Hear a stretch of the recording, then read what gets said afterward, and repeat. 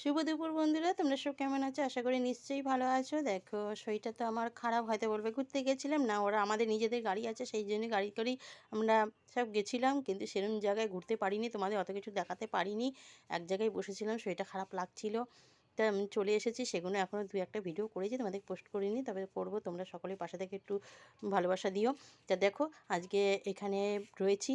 তা মায় দেখো পুজো বসেছে, এই যে পুজো করছে স্নান টান করে। আমার অনেক বেলা হয়ে গেছে, উঠেছি আমি 12টা বেজে গেছে উঠতে উঠতে, আমায় কেউ ডাকেনি, তাই শরীরটা খারাপ। চলো দেখি, বোনের ঘরে রান্না হচ্ছে, আমাদের এই ঘরে কোনো রান্নার ব্যবস্থা হয়নি, কেন বোনই সমস্ত কিছু করছে। তুমি তো জানো, তোমরা জানো বোন পাশে থাকে, তা বোনের সব কিছু রান্নাবান্নার আয়োজন করছে। আরও কয়েকজন আসবে, সব সেলিব্রিটি মানুষরা বাড়িতে আসবে, যে বড় বড় সেলিব্রিটিরা আসবেন, তাই জন্য অনেক জোগাড়যন্ত্রী করছে। চলো দেখায় বোন কী করছে। পিঙ্কি, বোন কি করছিস? কি কি রান্না করছিস?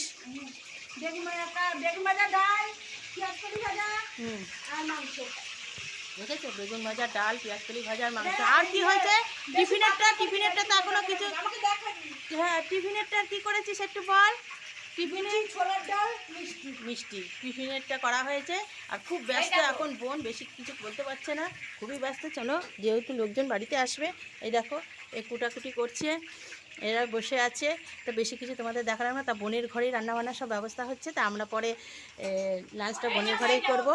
এই দেখো, সব খুব তাড়াহুড়া ব্যস্তের মধ্যে রয়েছে, বোন কিছু বলতে পারছে না। চলো, তোমাদেরকে একটু শেয়ার করে নিলাম যে কোথায় কী হচ্ছে, কী রান্না করছে, সেটা শেয়ার করে নিলাম। তো তোমরা পাশে থাকো আর নজর রাখো, আর ভালো ভালো সুন্দর সুন্দর বোনের জন্য একটু কমেন্ট করে দিও আর ভালোবাসা দিও। তাহলে তোমরা সকলে সুস্থ থেকো।